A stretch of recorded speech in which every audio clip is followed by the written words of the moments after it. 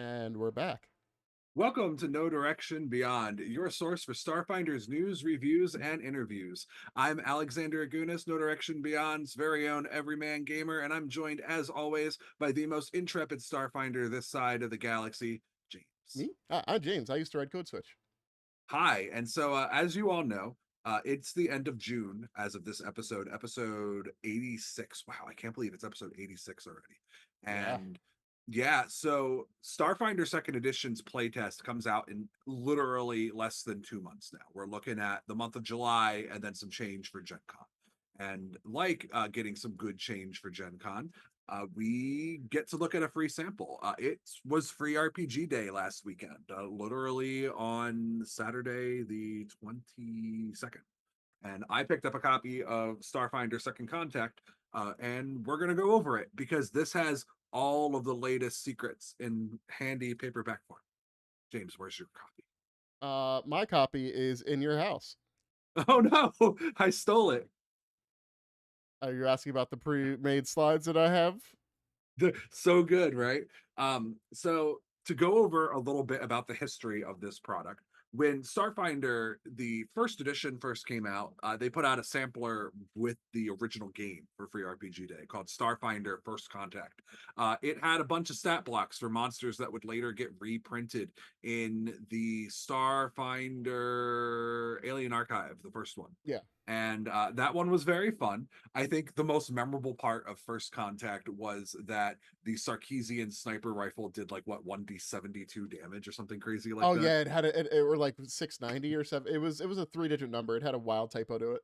Yeah, and of course we here at No Direction Beyond love wild typos. They make the world go round. Yeah, also because it was like a base just species that had flying as like a thing, and that Yeah, being advertised, a lot of Pathfinder first people were just like, this can't. How do you balance a game where people can be airborne in first level? yeah, and the answer is you give everybody You guns. give everybody a gun. It's easy. It's just that's why ducks don't start nothing anymore. It's true, and that and dogs. That's the other reason why ducks don't start anything anymore. I know the dogs just laugh at them after they pick them up. Right? So second contact is for second edition. This is first contact, but the second time, so it's second contact. It's a cute name. I appreciate the nod. I think that the Starfinder team is starting to do a really good job of kind of pulling in those first edition nods, and I like it. Like this is good, and I'm excited to see what's all in store now. Granted, I've read all of this, but James, No, it's not available online for now. I think it's supposed to no. come out at the end of the month or so. Yeah, Um, I read like January and just in time for like the actual playtest to start, and then you won't need this anymore. I mean, there might be stuff in there that's not in there. I think you mean like July, not January, right? I do. You're right. I do mean January and not. Gosh, I hope this doesn't come out in January. That will be too long. But yeah, so I should be able to get a view over it eventually. Yeah, Um, eventually, yeah, but Alex picked out some sections that he thinks are particularly interesting. all of them. That's good. That's it's good. it's a very short book. It's in typical free RPG day style. It's about 16 pages long. It's got an interior art back cover, and it reprints the Desna's Path Galaxy from. Gosh, was this in Galaxies or was this in this? No, this was in a relatively newer book. It was in the travel one. You remember the one we did? Yeah, yeah, yeah. The ports of call. Yeah, Ports of Call. So yeah, they've reprinted the galaxy map from Ports of Call, which is nice. I appreciate that. I think that when you're trying to sell the scope of a galaxy to players, I think that having things like this mapped out is a good thing. I'm surprised it took us to the end of first edition to get a galactic map, but here we are. I what I want is a globe. Like it's so I know it's way too hard to do at any sort of reasonable scale, but just galaxies exist in 3 dimensions usually, right? I Sure. mean, not oh, I mean there are disk galaxies, but they still have 3 dimensions to them, right?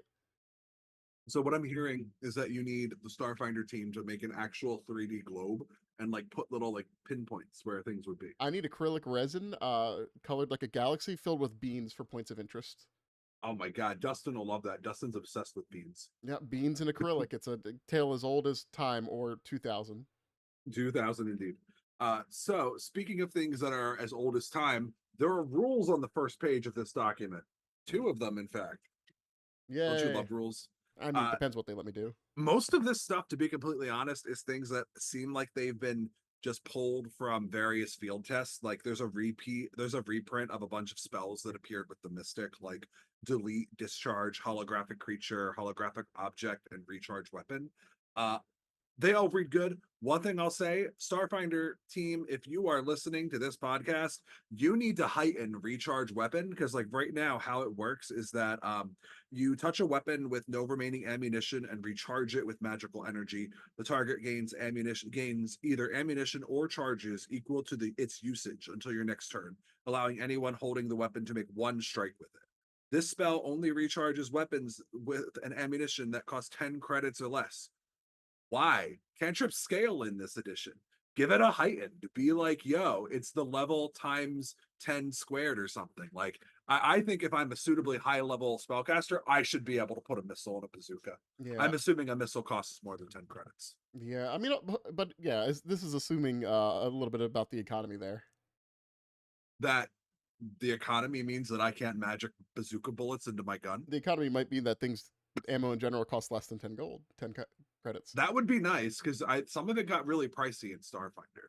I mean, most of it was, unless it was like heavy or like single use, like disposable. Yeah. Like most of your run of the mill ammo was, it was 40 credits for a battery and 80 credits for high capacity, and that was about the Yeah, same. I could see like if they're doing this because they don't want you to be able to like magically create special ammunition, like oh man, we really don't want you to be able to put that grappling hook in your gun or whatever. But I feel like I feel like this could use some scaling. That is Mm, my mm. official feedback on that one spell. The other ones look great. It's fine. Good job. I approve of you. Uh, there's also what I really appreciate. James and I were talking about this in our pre-show, and James and I typically don't do a pre-show because all of the good things come out in the pre-show and then they're lost forever on the cutting room floor. Yeah, So we're typically, terrible at that. yeah. So it's terribly we just shut our traps and like hold it all in and burst out the quality content while we're doing the show. But we actually talked for this one because I had to explain to James what a trait was. Yeah, I figured it out. It's if you've ever played like Warhammer 40K or anything else where things get like traits assigned to them, like Imperium, Aladari, and there's other ones that are more Pathfinder related. But I didn't realize that Pathfinder 2 system gave so much more weight to traits. Yeah, it's kind of like keywords in Magic the Gathering. It's like a system if you took subtypes and descriptors from first edition and mix them all together along with like weapon special properties and rules. Any of those little like descriptor type things that were in first edition Starfinder are now codified and unified as traits essentially. Oh, Yeah. I like it. It's cool. There's one trait that's in this book. It's called the cosmic trait. It basically is a trait for creatures that survive in a vacuum. huh. Its effects, like if you have this trait, you basically get the no breath ability and the immunity to cosmic radiation from first edition Starfinder Like just in this one trait. the androids like survive in a vacuum trait thing. Yeah, yeah, kind of. I don't think androids will get cosmic because androids, as far as I know, they still get blasted by cosmic radiation. We never tried that with Butters though, so I can't know for sure. More testing is required. Yes, launch Butters into outer space. But it's good. I like it. It reminds me of something like a almost like a swarm tree, and it's funny because we'll get back to that in a minute. There's also the glitching condition, which appeared in one of the field test books already. It tells you what happens if you basically like if it kind of reminds me of a mix of like if a glitch gremlin does its terrible glitch gremlin things to you, which is appropriate because glitch gremlins are in this book. It's in the But it slideshow. also, yeah, it's in the slideshow. But it's also like I suspect that this could be used in Starship Combat if whatever Starship Combat will look like in second edition. If you want my personal opinion, I'm kind of hoping Starship Combat isn't core and they let the core rules come out first and they put that in later because I feel like Starship Combat was a very shaky topic for many people in first edition. I wouldn't mind to get the core system out and good and then put that in later, but we'll see. This is also the biggest playtest that you like the core rulebook playtest for any game is the biggest, most involved playtest. So like if they want feedback on Starship Combat, this might be the time to do it. I don't know. We'll see. Yeah, yeah, just a thought. I mean, Yeah. it is maybe something you don't have to put in the standard because you just kind of hand wave it and Yeah. continue to iterate it, see what people do with that. I mean, you do at least have. This kind of sounds silly coming from first edition, but yeah, you probably have naval combat rules in second edition Pathfinder, right? Mhm. Yeah. Okay, so you might have some idea better, as opposed to the first edition Pathfinder rules where nobody used them because they were confusing. Yeah, the second edition rules are basically here's a ship as a vehicle, do Mm-hmm. a regular combat. Mm, Like that's at least that's what I've seen. There may be an adventure path that does something more specific, but none of the books that are out yet specifically do naval combat. But there's Guns and Gears has a lot of like vehicles and stuff. So yeah, yeah. I mean, in general, most players when they talk about those things, they don't want to worry about having to pilot something that isn't a personal item. yeah, So it's better. They're just gonna just fireball the sales anyway. You know. true. That's true. And I think that's one of the things that Starship Combat really struggled with and that Mech Combat did so well.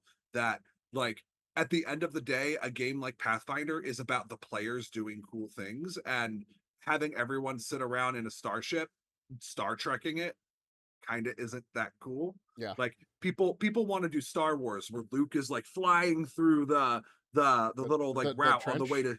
to through the trench to shoot down the exhaust pipe. They don't want to be Picard going set lasers to fire and then waiting 20 minutes for the gun to shoot across a galaxy. You know what I mean? I mean, I do. There's a VR game, Star Trek Bridge Crew. One day, hope we should get together and play that. You all right? We okay. You know, I will say yes, we will try that, and when we do, we'll do a show where I'll go, guys, fam, I was so wrong. This is the best experience of my life. I get it now. I see the vision. Yeah, you just watch me on screen turn into Danny DeVito. I get it now. Um, yeah, so other cool things that are in this opening section, it talks about the two new skills that Starfinder is adding, or at least two of them, ones that are in this book. A computer skill is being added, and a piloting skill is being added. This is important because in Pathfinder Second Edition, there is no dedicated like riding or mounting skill. It's just called driver lore. Hmm. It's a lore skill for driving, and in Starfinder, it's like an actual independent skill. And the fun thing that's fun about it is that the first thing it says is that it's used to command mechs, drive vehicles, pilot starships, and navigate. So, like, even if mechs aren't going to be core, this skill is clearly being written, assuming that mechs will be in the pipeline. That I like skill, that skill is written in the chronology of the most entertaining things to do with that skill. that. You're right. Mechs, vehicles, starships, navigate. Yeah, That's true. Then there's also the computer skill, which I think everybody knew there was going to be a computer skill. you need it. And yeah, you need it. And it basically summarizes that it's used for either disabling systems or hacking a computer. So cool. I'm good with that. It works. Awesome. Yeah.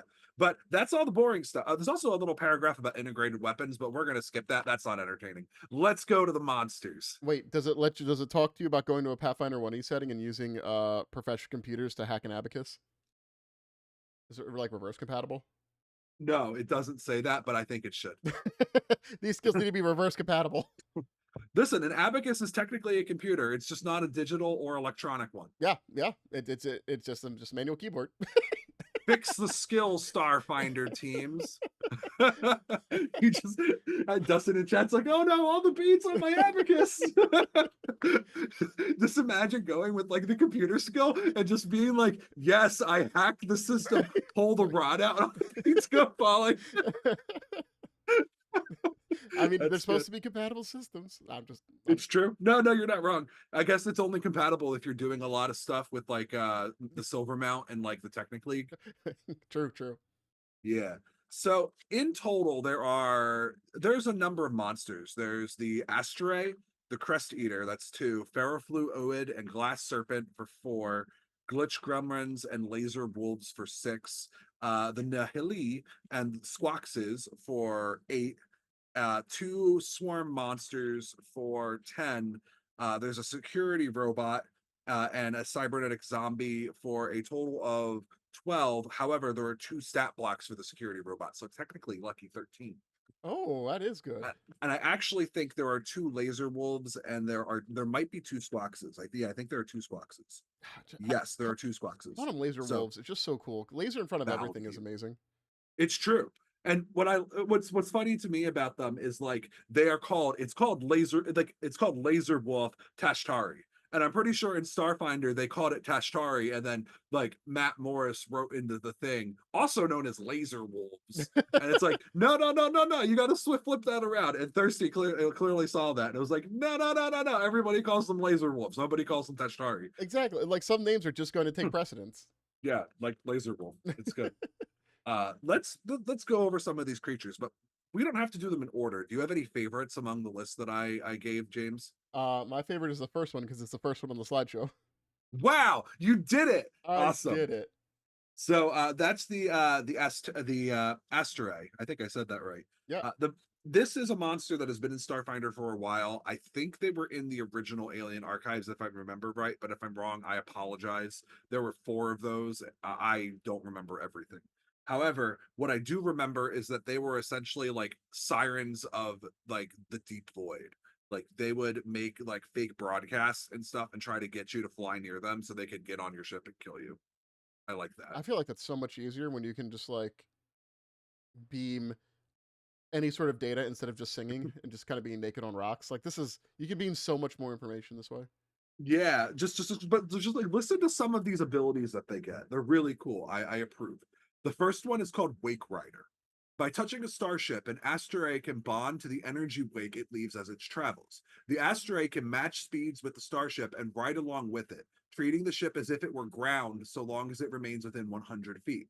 If the starship enters the drift, the asteroid can choose to accompany it into the drift, or it can disengage as a reaction and remain behind.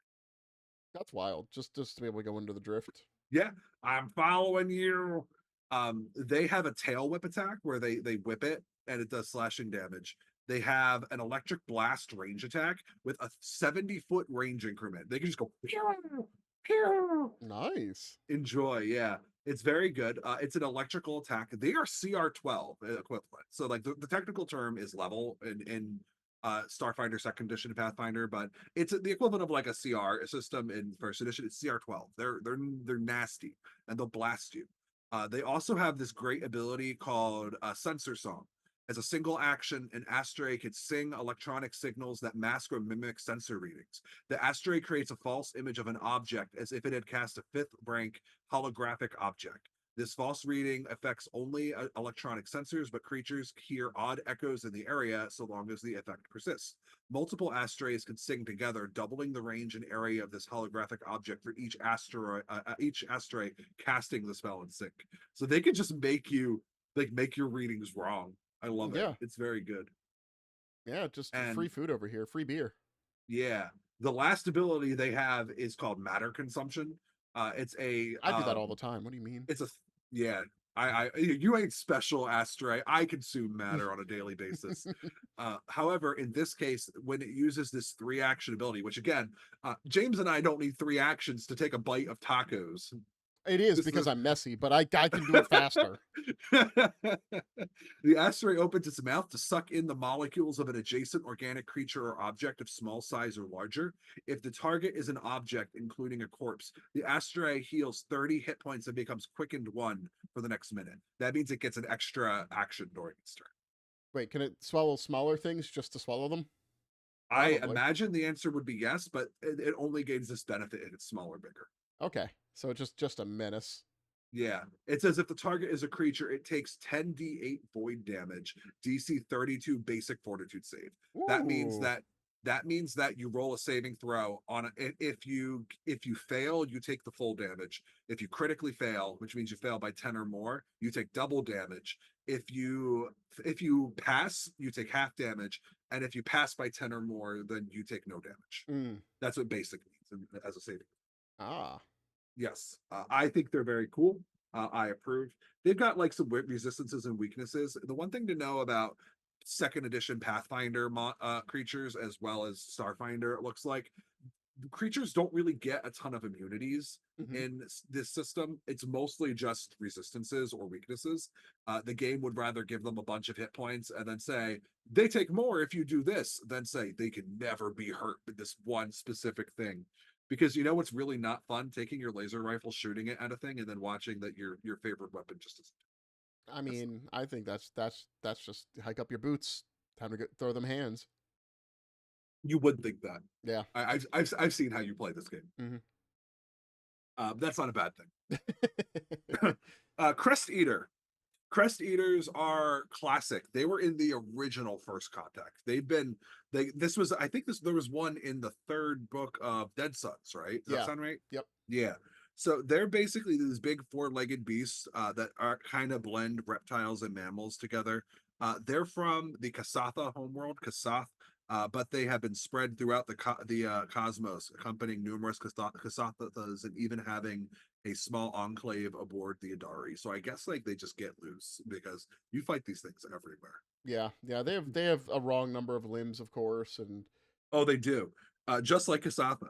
yep. Everything from Kasath has the wrong number of limbs. I Yep. don't care if that's how they evolved, it's the wrong number, Yep. It's unfortunately. just always just the wrong one. Right. Now, some things that are fun about these creatures, they have an ability called Bone Tracker. Uh, their their scent, their ability to they have scent, right? They can smell things and detect things by smell. But it is as accurate as their vision. But only at the listed range for creatures that have taken damage by their venom within the last hour. Mm. So if they have poisoned you, they can smell you as accurately as like you could see Yeah. for 1 hour. Just puts the tracker, got the stank on you. It's true. You got the stank. They get reactive strike, which means that if you do a thing that would trigger an attack of opportunity in first edition Pathfinder, these guys will take it on. with They one can do it. with one of their odd number of limbs. It's true because they've got like I need to be clear that they have like they're quadrupeds and then they have two arms just hanging Yeah. off the side. Yeah. It's Like that's actually what an they look even like. number, but they're six limbs. Yes. They look like synapsids, like Dimetrodon. Yeah, yeah, yeah. Now, they have a melee bite attack and a ranged venom spit. That ranged venom spit has a 40-foot increment, which is pretty hard. Pretty And if real. they hit you with it, it does acid damage plus 1d6 persistent acid damage, which basically means you take a d6 every turn until you have to roll what's called a flat check, which is you roll a d20 with no bonuses, and you have to beat a certain number to make the acid go away. Mm. And you also get exposed to their venom, which is a DC 21 Fortitude save that lasts up a maximum of 4 rounds. And how that works is that you have to make Fortitude saves against this venom, and as you fail, you take effects based on like your stage goes up, kind of like Like your in tracks, like in first yeah, yeah, edition. yeah. Uh, you could get a maximum of up to stage 3. It lasts for 4 rounds, which means if you're super unluckers, you could take the stage 3 effects twice, Hmm. but then it'll end. The first time it's D6 acid damage and enfeebled for 1 round. Then it's D8 acid damage and enfeebled 2 for 1 round at stage 2. Enfeebled is like you take the number and subtract it from basically anything strength related. And the last stage is 1d10 acid damage, enfeebled 2, and drained for 1 round. Drained is like it's basically the equivalent of a negative level. Mm. It just only lasts for 1 round instead of being like your entire life, like Good. Peter after he died on Saturday. Yeah. Yeah. So you get to redo all your math. Yay. Yeah. And then they also have an ability called Scree Strider. They ignore difficult terrain caused by rubble, sand on an even ground made out of earth and stone. Oh, go good for them. Yeah. Apparently they're solar powered. Each of these has like a little like sidebar that gives extra information about it that didn't fit in the main paragraph. It says that their mineral protrusions are filled with tiny reflective compounds that store energy and provide additional substance. It seems like some crest eaters, given readily access to sunlight in vast fields of bone, are said to gorge themselves to excess, becoming truly immense and territorial. And it's believed that several bone fields on Old Kasath are guarded by these vast guardians who have become local legends to Kasathas who remain behind. Mm. It's pretty cool. Like Dimetrodons with their sails. Yeah, they just eat all the things. There's an ooze in this book. What do you think about oozes? I don't like that I can't crit them. It's true. I want to crit them. Um, I know it is the death of the critical hit. Yeah. And these are called ferroflu oozes. They are basically like oozes that are just made out of liquid iron. Hmm. So you really can't crit these. I think. I don't know. I'd have to look up what the ooze trait does. I don't remember. It I'm probably sorry. probably no criticals. I could look it up though. I could have the power. No, We it's could okay. look it up. We still have plenty of monsters. We do. We can look up real things. And actually, I did look it up because I'm quick, and they are immune. to mental effects and precision damage. So they're immune to like rogue sneak attack, but they're not immune to critical hits. Oh, okay, that's cool. Yeah, so they're a little bit less terrible to fight. Yay. Yeah, so they have an ability called magnetic sense where they can detect large sources of magnetic metal, meaning bulk one or greater, which is basically like a square cube of it, Hmm. as a precise sense within 100 feet. So, like, I'm sure most of your armor counts. Like, it's just like, oh, we're coming. Here comes the ooze. They have an ability called demagnetization, where if they take fire damage, their magnetic field ability turns off until their next turn, and they can't. Most of their magnetic based abilities fail. So if you hit them with fire, then they can't magnetize anymore because they're just too liquidy. That's what happens with real metal. You hit I the prove. critical point where it stops becoming magnetic. Yeah. Also, you can just get Um, the powers of this monster by holding a large magnet. It's true. Their magnetic field ability is an aura with 30 feet range. A ferrofluid oozid is surrounded by a constant magnetic field that interferes with nearby technological equipment. Items with the tech trait used within the aura take a -1 circumstance penalty to all checks made using them. Unattended metal objects in the area of one bulk or less are pulled adjacent to the ooze. Pretty cool. I'm good with that. Yeah. They also have the ability where they can attach themselves to metal creatures, kind of like the attachability of creatures, almost like a sturge kind of a thing. Hmm. Hmm. It doesn't really do damage, but the target is the condition is called off guard. It used to be called flat footed, but Wizards of the Coast took flat footed away, and you'll like your off guard. Mm-hmm. Thank you so much. I think it's fine. Off guard is a better name. And then they also have a magnetic leap ability where they basically just jump to something that their sense can detect. That's like enough magnet. They just go boom. Oh. And yeah, I like that. Don't ask me to do that sound effect again. Also, don't remove that. That sound effect needs to live forever on our No Direction. What is that? The thing where we put the podcast and people listen to it. Yeah, yeah. I got you. Yeah, the something something something feed. Yeah, yeah. I got you. Speaking of things that you got, how about a glass serpent? You want a glass serpent? That sounds like a battle mech. It does. There's a battle mech called the Glass Spider, and it reminds me of that. Yeah. So glass serpents apparently are cosmic, which means they're immune to like all that radiation, cosmic rays, and they can breathe in space because they're glass and they're made of serpents. They're also huge. They're as big as an elephant. It's a That's very one big snake. that is one that you did not send me a picture of. I didn't send you a picture of the glass serpent. Nope. All right. You need to imagine with your minds, dear readers. And I guess if you're listening to this on that blank, blank, blank feed, you already are imagining with your minds. It is like a towering green and serpent that's very shiny and has like protrusions coming out of its mouth that look like smaller snakes. And it's just ready to be a glass serpent. My players don't ask me for descriptions anymore. Ah, I see. I see. I wonder why. I'm gonna go to the Tashari. That's a cool picture. God. That's fair. So it's got an ability called Ravenous Invisibility. It is naturally invisible until it takes a hostile action.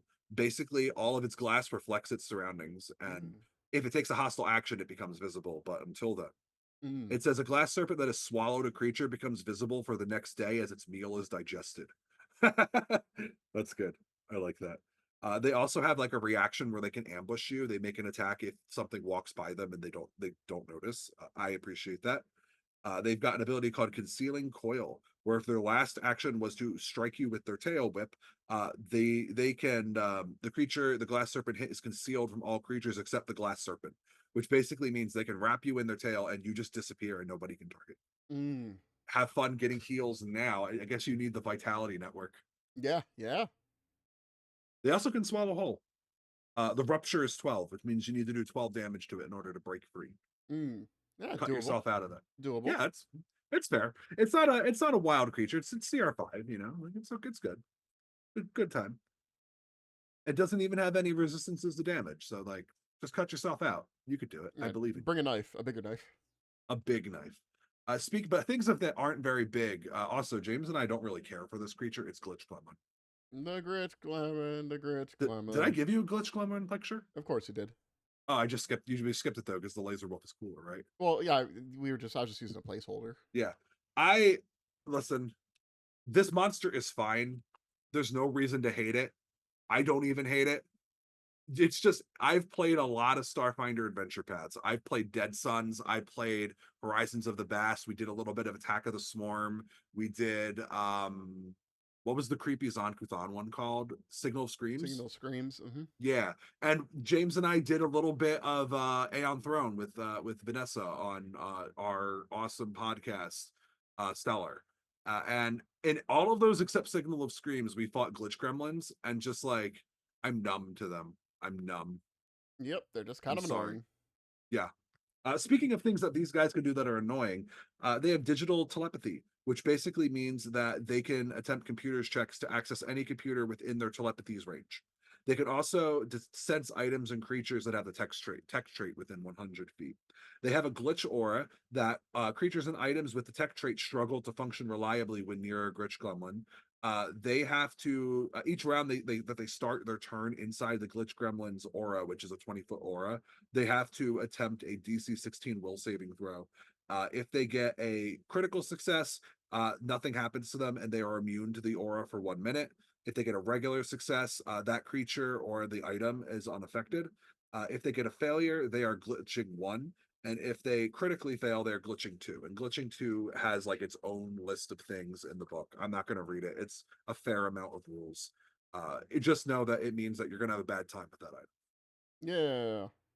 Yeah. They have a climb speed of and a regular speed of 20 feet. It's interesting because, like in the art, he kind of looks like he's flying and he can't fly. So maybe he's just like jumping like sideways. Yeah, I'm not he's sure. just jump strafing. He's trying to T pose to break your Yeah, morale.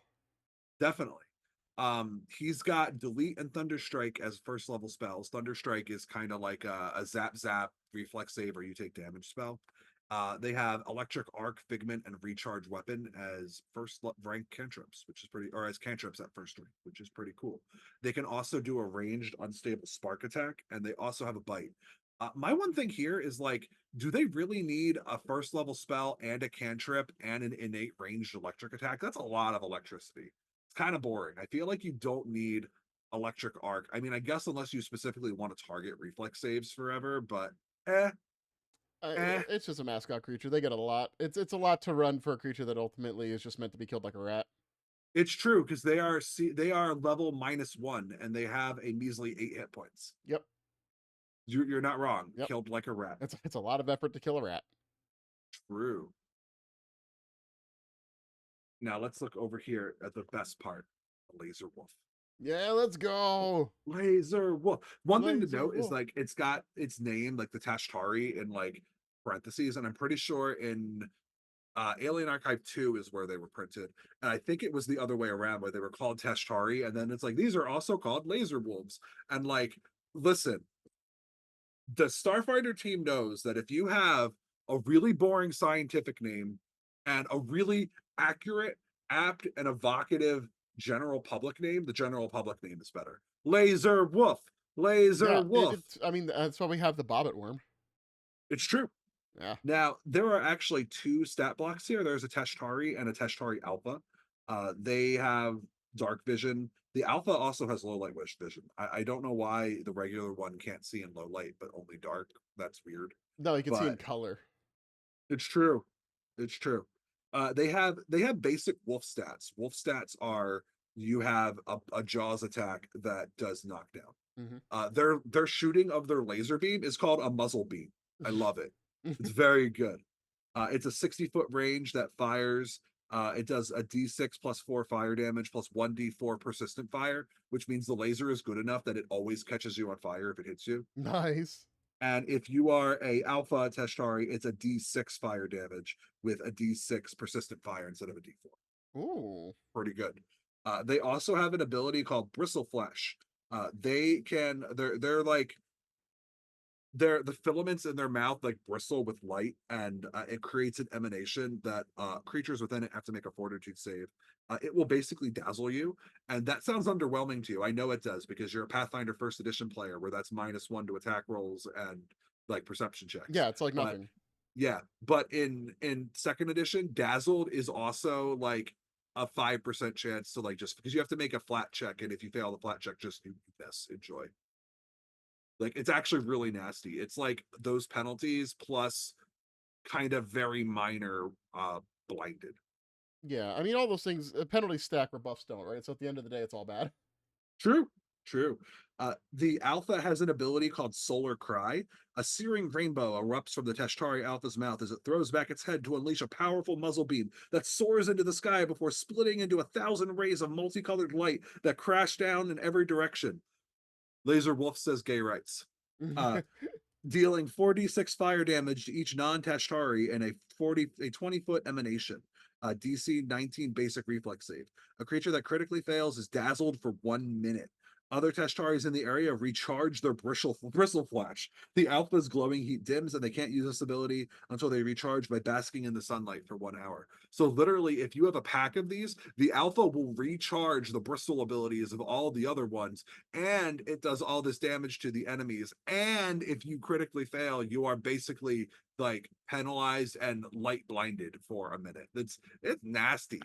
A pack of these things is not a pleasant thing to encounter, That's also like a good supervisor, good boss, right? Actually helps right? you. Actually helps, unlike most classes. Speaking of a person who could have used a good boss, the next creature is called a Nihili. Nihilis are from the original Alien Archive, if I'm recalling correctly. It's basically a corpse that is animated from the terror of dying in a vacuum. But yeah, like dying alone in space. Yes.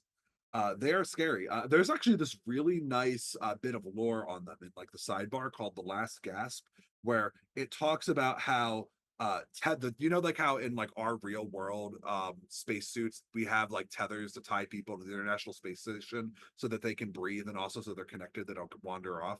Hmm. Um, those tethers in Starfinder universe are called the last gasp because it was intended as a backup in the event that a communication was severed, so that the person they could try to talk to the person either to make sure that they're actually dead and not a Nihili, Hmm. or so that they wouldn't be alone when they died out in space and wouldn't become a Nihili, Aw, that is which sweet. is yeah, it's kind of nice. It shows that like there is a healthy fear of these creatures in the Starfinder universe. It's a CR5 monster with the undead, void, and cosmic traits.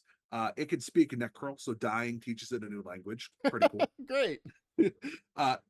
This one has a tactical laser rifle with an advanced battery, and it has an ability called decompressing glance, where a creature within 30 feet that can see starts its turn. They can trigger the reaction. That creature has to make a DC 20 fortitude save, and if it fails, it's fatigued for 1 minute as it struggles to catch its breath, as like its breath is pulled out of its body by this creature. Mm. Yeah, I always like them. I did recently learn that they do a lot of off tether activities out there, which is just yeah, horrifying to me. But yeah, yeah, apparently it's just the tether gets in the way when you're doing like repairs on the ISS. yeah. That terrifying. Brave These people. so freaking brave. They have an ability called decompressing gaze, where they could stare at a creature that they could see within 30 feet, and that creature has to make a will save. And if it fails, it is affected by decompressing glance if it was not already fatigued. If it's fatigued, yeah. If it's fatigued, a failed save causes the creature to begin suffocating until the Nihili's next turn. The creature remains conscious and can take actions on its turn, such as casting a spell or searching for a source of air. The creature can hold its breath on normal, and it can try a new will save at the end of its turn to break free from the experience being projected into its mind. On a success, the effect of decompressing gaze end, and it can either end the gaze on its turn or as a free action. The targeted creature's access to air is restored when it targets a new creature, or if the creature successfully resists the effects. Otherwise, this follows the rule for suffocation, meaning basically you are suffocating every round that it looks at you and you don't pass your saving throw. Yep, yep. Just go down, go to sleep. Yeah, go to sleep and die.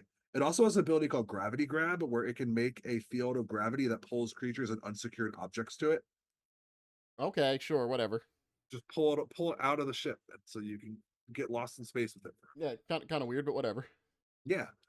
The next one is Squawxes. I wrote the original one of this in Starfinder Alien Archive 2.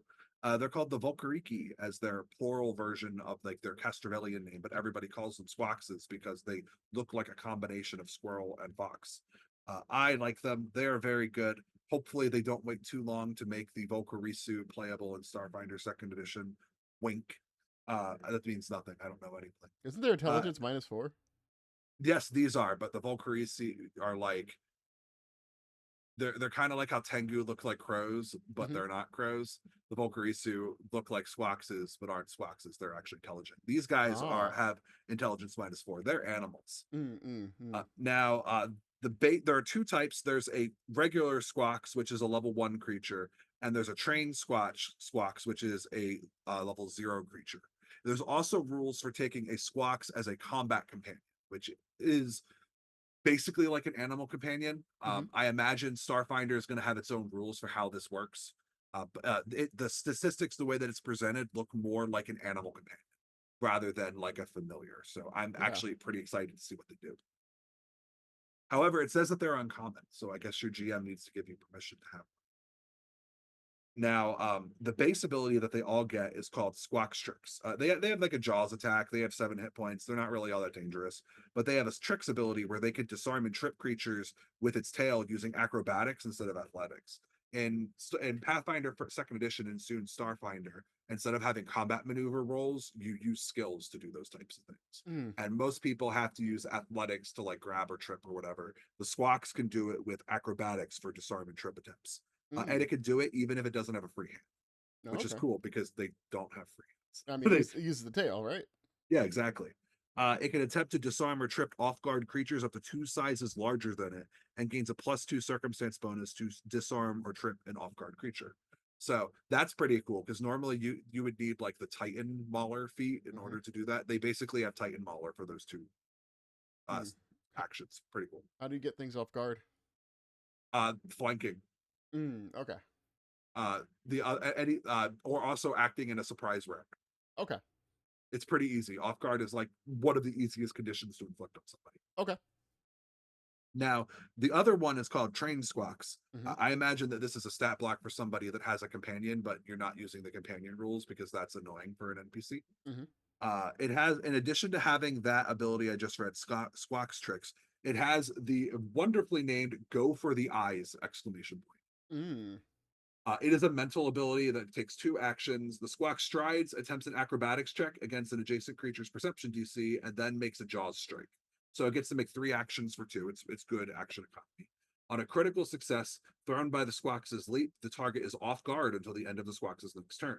On a success, the target is momentarily startled and is off guard until the end of the Squawks' current turn.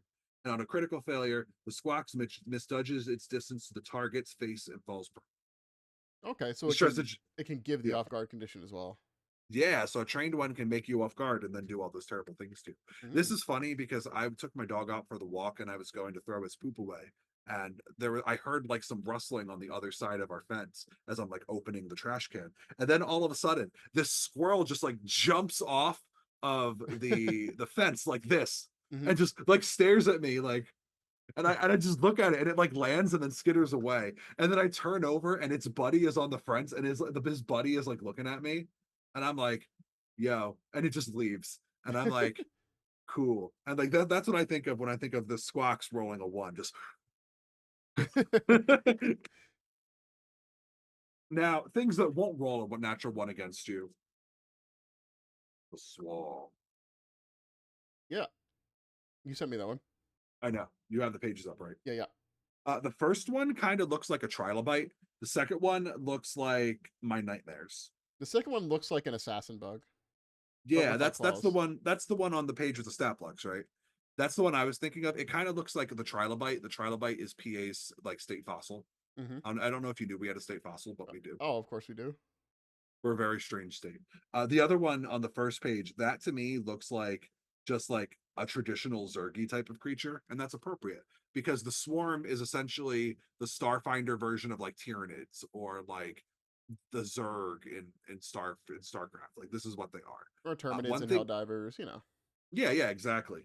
One of the things that I find very interesting, and they note on this page, is that the creatures that belong to the swarm don't have the swarm trait because the swarm trait is for like groups of hundreds of creatures that are like acting as a single thing, like a swarm of bats or a swarm of cockroaches. So instead, they gave the swarm like an original species name called Mm. the Kuchar. So like that is officially the name of what these guys were before they became the swarm and what they kind of still are. This is what the Sharon broke away from. I Mm. think it was a good idea to give them an official species name like that, Mm-hmm. but calling them the swarm is perfectly cool, and I like that. Compared to every single other stat block in this book, this one has a full page of lore about swarm history and how it impacts the pack worlds. This is probably a good bit of background information for anyone who is coming from second edition Pathfinder and who has never played Starfinder before, because the swarm are very influential in Pathfinder and Starfinder's lore. Wouldn't you say, James? Yeah, no. I wonder if that's any hints for what you're going to see in Starfinder 2 early on. I wonder too. That would be very interesting. It talks a lot about different types of like how the swarm is used. Like one of the points is in recent years, the swarm has been little more than a distant boogeyman with no activities save for classified actions in the Suskalon system. Mm, That's our adventure path that we aren't playing anymore. that went bad real fast. Yeah, that went bad real fast. Let me tell you that the entire first book is a very hasty retreat. It's fun. I enjoyed that book. So now there are two examples of swarm creatures here. The first one is called the Amangant, and the second one is called the Bastarox. The Amangant is a level 3 creature. I imagine that that is the little assassin bug looking guy, Hmm. and then the Bastarox is probably the really big, cool looking guy who's level 6. Hmm. They have a lot of cool abilities. All both of them have an ability called Swarm Mind, which is very similar to Swarm Mind in Starfinder First Edition. Hmm. It basically means that like they get if they have other swarm nearby, their will saving throws use a better result, Yeah, which is yeah. nasty. And the Amagant has an ability called Burrowing Reveal, where if it starts burrowed, it can use its reaction to emerge from the ground. Uh, wait, no, yeah, before it rolls initiative, it can burrow, and then it basically like if it's underground at the start of the initiative, it can pop out as a reaction, which is pretty cool. I don't really understand. It says the emergent creature notices creature burrows. This movement must cause it to emerge from the ground. I don't understand what this ability is supposed to do though. Because like it looks almost like it's supposed to be like some sort of action, but it basically just says it notices the creature and burrows before it rolls initiative. This movement must cause it to emerge from the ground. Maybe it's just like a burrow up to its speed that it can do beforehand. I don't Yeah, really understand what this is supposed to that's what it do. sounds like. It sounds like it burrows and Yeah. then gets closer to you before you roll initiative. Yeah. It has also has an ability called coordinated digestion. If the Amagant strikes a creature with this acidic mouth cannon and that creature was already taking persistent acid damage, you increase the damage die of its persistent damage by one step, up to a maximum of 1d8. So what that means is that it's got an acid mouth cannon where it shoots a d8 plus 2 acid damage and 1d4 persistent acid damage. If it keeps shooting you multiple times, it'll go from a d4 persistent damage to a d6 to a d8 up to a maximum of D8, which means the acid just gets worse. Hmm. Enjoy. Hmm. You get digested faster. The Bastarox and that big silly arm it has on the first page, that's actually a shield arm. It functions like a shield, so it can like raise a shield and block to protect itself. Huh. It gives stats for like its break threshold and hardness and stuff. And if the shield is destroyed, it takes a -2 penalty to attack rolls made with its battering arm strike. And the shield arm will regenerate over time. So if it breaks, it'll like regrow in 24 hours. Oh man, Pretty cool. that's a hyper crayfish. Yeah, it's a super crayfish. It's got a battering arm with the shove trait, so it can push you with its battering arm. It does 2d6 plus 6 bludgeoning damage. So that is the equivalent of a great sword in Pathfinder. Enjoy. And its arm blade, its other arm is called an arm blade. It's an agile 10-foot reach weapon that can also be used for piercing damage. It does 2d8 plus 8 slashing. And it can shoot a bioelectric jolt at you, which is kind of like it's not quite a lightning bolt because it only oh no, it's a 30-foot line. So it's like half the size of a lightning bolt that it can do it well. Cool. Okay, Zap. weird. Okay, cool. I Yeah. guess weird. Yeah. Weird but cool. It's just like I a approve. Magus now. Yeah. Listen, everything has electric damage because everyone fears Ocho. They know it's the only way to stop Ocho. I just think in the future everyone has tasers. Right? Speaking of things that have tasers, security robots. There are two here. There's an observer class and a protection class. As it sounds like, the one that is a observer class is really good at perception, and it kind of doesn't have a lot of stats. It's got a pistol that it shoots you. It That's probably it. just makes a noise to let somebody know that it's being shot at, right? Yes, warning. Warning. It doesn't even have that as ability. So I just imagine it shouts, Just shoots help, into the air. help, Bang, bang, help, bang. help, This is the help, danger help, pistol. I'm in help. danger. Exactly. And then the protection class robot has a better gun with it actually has a rifle and it has a covering a posture. So it could basically give cover to its allies. So this sounds like a bodyguard robot. It's a protection class robot. So like if you're in danger, it's Orisa. Get behind me. Oh. I mean, that's what a It protective robot should do. yeah. Granted, Orisa looks way cooler than this one does, but that's okay. I think It's I'm hard to alright. compete with. It's hard to compete with. What was her name? Yuffie? Luffy? What was the name of the little girl who made Orisa? Effie? Ife? Effie. Yeah, it's hard to compete with her awesome design aesthetics. I don't know. I like this. This kind of looks like kind of reminds me of like if you made a robot Stitch from Lilo and Stitch, just minus an arm, like that top True. heavy. Yeah. It looks like it's in that same like Chris Jackson art style. I agree. Yeah, yeah. It also notes that this robot is Abadar Corp approved. I don't think that's a good thing. If it's protecting you, it's probably a great thing. True. And then the last creature here. Wow, we did good. It's like almost an hour on the nose. Look I at know. that. I know. The last creature here is a cybernetic zombie. There's a whole list of different robot abilities and tech abilities. So kind of like showing that these creatures are like changeable based on the types of encounters Would you you want. say I they're like plug that. and play? They're plug and play. The cybernetic zombie presented here has cybernetics. You can actually turn off its cybernetics with a disable device or disable a systems check. So that, you can that's just use rude. yeah either thievery or computers to just turn off stuff. that's just rude. My man got an egg beater. Everybody else got the good cybernetics. You're turning off his egg beater. But you might actually be helping him because the one that's presented here, his cybernetic ability is called self-destruct.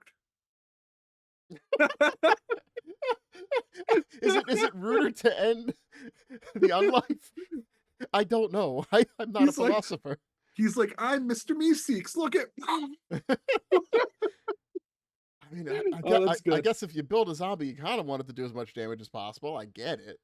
Yeah, I get it too. It says it must use its this is the best part. It says a cybernetic zombie must use its reaction to self-destruct unless its cybernetics are disabled. Yeah, I guess if it's in a small room, you better get your hacker person to turn off the explosion. Yeah, it says it triggers when the cybernetic zombie is reduced to 0 hit points. The cybernetic zombie's cybernetics explode, dealing D8 electricity damage in a 10-foot radius, DC 15 basic reflex save. This ability destroys any technological items on the zombie. Malu! I mean, I know when we had those guys that turn into acid, you wish we could turn off their acid. That was good. Yeah. Oh, you could turn that off? I No, melted for no no, reason? no, no. You wish you could. Oh yeah, I did. I really did. Man, those puddles suck. Yep. And then it also has a fist. It can punch you with its undead fist and an integrated commercial laser, which you can see in the art, where its arm is just a laser that it shoots you with. I approve. Yeah. Weird giving And zombies then the range last, weapons, but okay. yeah, and then the last page is a nice, helpful little notice of all the people who made Starfinder Second Edition and Paizo products in general possible. Oh, you didn't send me that, but that's fine. I think we know who they No, are. I would never do that. You don't need that. That's just the orc license and like the who made this product. We know. Thank you for not We making know. me include that in the slideshow. No, I would never. So now let's talk a little bit about this book. Obviously, you've had it secondhand from me. Hmm. I have read it. Based on what I went over, what are your thoughts as somebody who doesn't really play the second edition reaction system? I feel like a lot of the stuff that was in the first Mhm. game was retained, uh, Yeah, which is, I think, an important step to making it an experience that wants to be played. yeah, I think, once again, Grinch Lemons have too many things, and maybe there's a lot of options here and a lot of choice for somebody that's like new to the 2E system, but probably just one of those get good flags, right? yeah. I would say the stat blocks look pretty comparable to second edition. They're pretty short, which is good. A lot of information is crammed in a relatively small space. It's not quite Cipher System, like in terms of like being in a sidebar, Yeah. but it's pretty good. I like that how well they managed to really. Oh, I forgot to give the warning of thunderstorms are rolling through our area. So I'm You can't argue that they're not ubiquitous with the there it is. system at this point. You know Yep. what I mean? Yeah, yeah, 100%.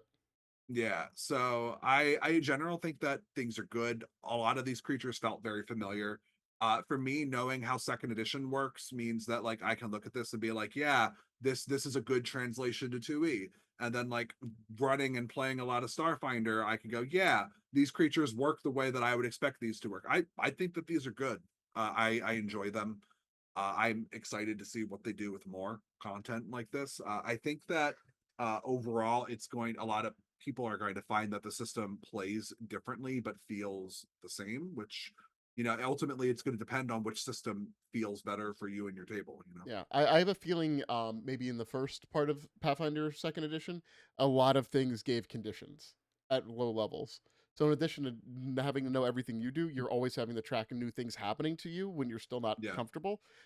It doesn't. It seems like there's less of that with this intro. yeah, With these intro monsters, there's just more base stuff that you can learn your own character before having to start doing more math to figure out what's good and what's bad, which is once again very helpful. yeah. I definitely think that Starfinder Second Edition is going to benefit from the fact that uh Pathfinder Second Edition kind of came out swinging and had kind of a steep curve to learning all the new things if you were coming from an old system. Hmm. I still expect there to be like, oh man, it worked like this in this system and that in that system, and now I'm confused. Like that always happens when you're Yeah, jumping to a new edition. But like this feels like things are on the right power level, but also aren't too crazy complicated. I think that putting complexity in the players' hands in their decisions is better than putting it in the monsters at low levels. I yeah. think monsters should probably get more complex as you get higher level. Oh, 100%. In general, I'm happy. I like it. Looks pretty cool. Very neat book. The only thing about these is I always get sad because like if I like the other free RPG product is a Pathfinder second from Paizo is a Pathfinder second edition one where it's like a little adventure where everybody plays a puppet and that you are toys that have to protect a toy store essentially. Oh, it is And cool. yeah, it's really cool. I like the adventures better because I feel like they hold on to their value in the sense that like I can use that forever. Like once the Alien Archive comes out, I don't really need this. This just becomes a collector's item to me. So Yeah. I kind of wish that we got to see an adventure with like some context because you could have put some creatures in that and then also like shown me what a second edition Starfinder adventure should look like. But don't know. We'll see a bunch of those in a couple months, right? Yeah. Yeah. 100%. It's a slightly missed opportunity, but on the scale of opportunities to be missed, super low. Yeah. Indeed. So I mean, we're at the end of the show now. So thanks for tuning in, everybody. I hope you enjoyed our review of Starfinder Second Contact. James and I are still talking about what we're going to do for the July episode because as you know, for the last 4 or 5 months, James and I have been doing this show on the last Wednesday of every single month. And so that last Wednesday is going to be like a week or two before Gen Con. Yeah. So, like, what are we going to have to talk about that isn't right before the shiny new thing comes out? You know what I mean? Yeah. And I also don't want to rush an episode like the day that Starfinder Second Edition comes out because I don't know about you, James, but I feel like we're gonna need some time to actually like sit down with the system and like look at it before we do a show. Oh, 100%. I mean, Yeah, it's fine to give kind of like um what do you call it? Like feet to the ground, like immediate reactions to things, but I yeah. mean, since we're only once a month, I mean, we don't want to do that and then have to come back the next show and actually look into it. It's like we might as well just do our due diligence before You making a know show what we about it. could do? We could do like the best of first edition. We should do a first edition send off. Ooh. I don't know what that'll look like yet, but that's what we should do because like we're usually news reviews and interviews, but maybe this time we won't do any of that and we'll do our go beyond salute the entire episode, but to first edition.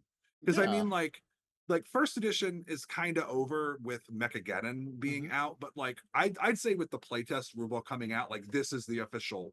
I mean, it's not the official end because I'm sure there's still going to be Starfinder Society scenarios and stuff, but like it's kind of the end. You know what Yeah. I'm saying? Yeah. Yeah, So, we could put stuff together. We can I have may, a couple ideas of certain things that might be fun for that. oh my gosh, maybe since I had the book and therefore I was in charge of this episode, maybe we'll put you in charge of the next episode. You'll get to do whatever you want to send off Starfinder, so first edition. Oh yeah. Absolute power for James. Oh, I'm gonna make it rude. Let's figure it out. Make sure you ask Ryan. We don't want to get in trouble. Or Oh no either no, that it'll or it'll get like a it'll be PG. And I want to say before you ruin it, I'm gonna say that you have gone this entire show without cursing. I am so I proud of did you. it. I'm so proud of you. I don't have to edit anything at this point. Thank you. I did it. I almost dropped an F bomb in I celebration. I know there was a guy. I knew it. I knew it. It's wired into you. you you said don't say anything, and then I was like, okay, and then you're like, you went the entire show without cursing, and I was like, I'm sorry, everybody. My day job has me work with kids all day, so like by the end of the day, sometimes it's nice to talk to adults and get to be a sailor. You know what I mean? But that's okay. Look, Um, look. The no cursing thing is a holdover from the original No Direction, and now that I have a child, it is nice to be able to listen to something and not have to worry about the language content when your kids are around. I get it. that's why you're the editor.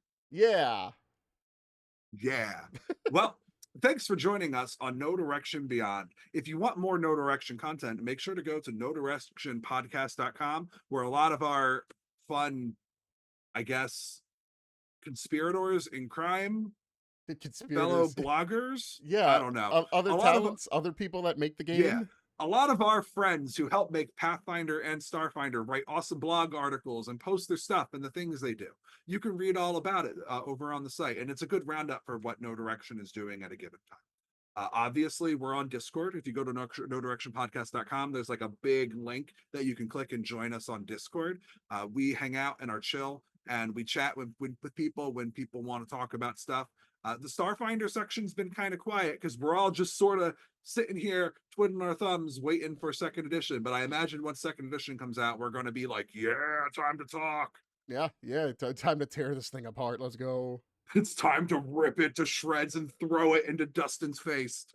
Oh no, he's working hard. Be nice to He's Dustin. trying. He's like, well, see, the thing is, it's got to be Dustin because Dustin will like, he'll go, oh, that's really funny, guys. Thirsty will just stare at me, and then I'll just feel the void damage erupting across my body under his gaze. And then if I throw it at Jenny, she's just gonna stomp me with a mech. Yeah. Yeah. Just So like, no sass. yeah, zero sash, just death. Yeah. So Dustin, you're gonna get the stuff thrown at you. It'll be good. We've decided. Also, like I know Mike Kimmel's on the team, but we've never had Mike on the show, and I feel like I feel like we've had Shay once for like special like news on Starfinder Society, but like we haven't had Shay on in forever. Yeah. So like I think that once we get some of the review stuff done with Starfinder second edition coming out, like the playtest book, I think at that point we're probably going to try to shoot out and get some interviews and have people talk about Oh cool stuff yeah. and whatever. But for now, we're doing all this stuff for you because I was going to do the go beyond, but that's a really bad transition. Well, if Huh. you had a better transition, you could. Go beyond Mhm. with no direction.